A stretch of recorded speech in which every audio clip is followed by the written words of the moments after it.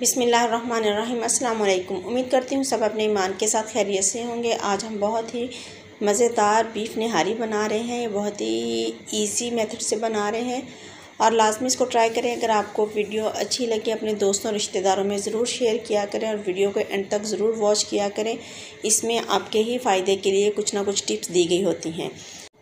Cooker में मैंने 1 cup oil का लिया है। ऑयल को गर्म करेंगे और 1 kg बीफ लेंगे और इसको बड़ी बोटियों में कट कर लेंगे और इसको हम फ्राई करेंगे। फ्राई करने से बीफ निहारी में बहुत ही अच्छा टेस्ट आता है। इसको हम तकरीबन 5 मिनट फ्राई करेंगे मीडियम टू लो फ्लेम पर। बीफ को 5 से 7 मिनट हो चुके हैं हमें फ्राई करते हुए। देखें माशाल्लाह बहुत ही अच्छा सा कलर आ गया है। हमें इसे थोड़ा सा गोल्डन फ्राई करना है। इसको फ्राई करने के बाद हम निकाल लेंगे और इसी ऑयल में हम इस प्याज फ्राई करेंगे। मैंने यहाँ पर 2 मीडियम साइज़ के प्याज लिए हैं, उनको रफली चॉप कर लिया है। इनको फ्राई करेंगे। इनको लाइट गोल्डन सा फ्राई करने के बाद हम इसमें 3 से 4 टमाटर ऐड करेंगे मीडियम साइज़ के और इसको हम इसके साथ फ्राई करेंगे प्याज के साथ और फिर इसकी एक स्मूथ सी पेस्ट बना लेंगे।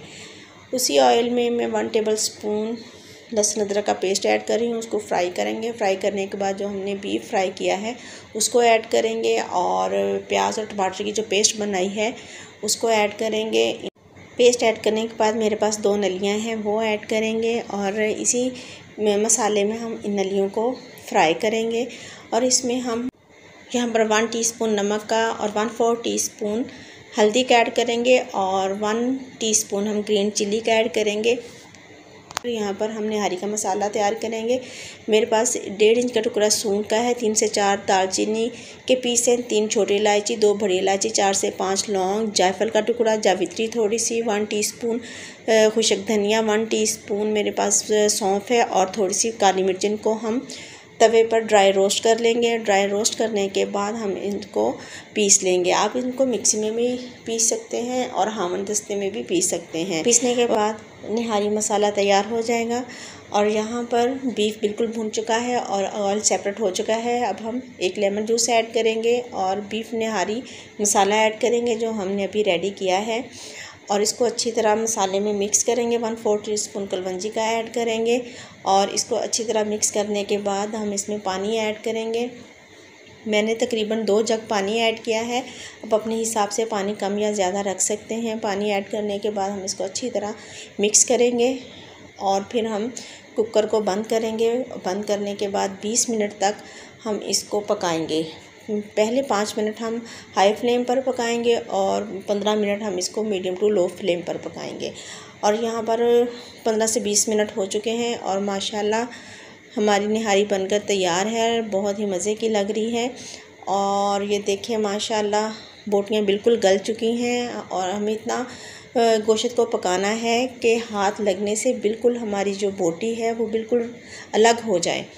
और इसके बाद हम इसको मिक्स करेंगे। मिक्स करने के बाद मैंने 2 टेबल स्पून कॉर्नफ्लोर लिया है और 3 टेबल स्पून आटा लिया है। इन दोनों को मिक्स करके मैं इसमें डाल रही हूँ निहारी में। जितनी आपको थिक चाहिए वहाँ पर आप इसको स्टॉप कर सकते हैं। इसको थोड़ा थोड़ा डालते जाएं आटे और कॉर्नफ्लोर के मिक्सचर को और हिलाते जाएं और इसको फिर मज़ीद 5 मिनट के लिए लो फ्लेम पर कुक होने के लिए छोड़ दें ताकि आटा और जो कॉर्नफ्लोर है उसका कच्चापन ना आए। और आपको जितना थिक चाहिए हो वहाँ पर आप इसको स्टॉप कर लें। लास्ट पे हम इसमें 1/4 टीस्पून ब्लैक पेपर का ऐड करेंगे और 1/4 टीस्पून हम इसमें गरम मसाले का ऐड करेंगे। पिसा हुआ जो गरम मसाला है वो ऐड करेंगे।